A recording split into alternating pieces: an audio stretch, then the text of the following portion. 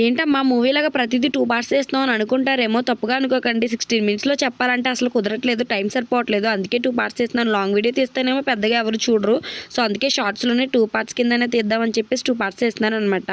ఇప్పుడైతే నేను కుంకుడుకాయలు కొట్టుకున్నాను. కుంకుడుకాయలు వాడి చాలా రోజులు అయిపోయిందనమాట. డెలివరీ తర్వాత 2 టైమ్స్ పెట్టుకున్నాను, మళ్ళీ మానేశాను. యాక్చువల్గా ఇంకా పెళ్ళికి ముందు మేమైతే కుంకుడుకాయలతో వండుకునే వాళ్ళం. మా అమ్మగారు కొట్టేసి ఉంచేవారు అనమాట.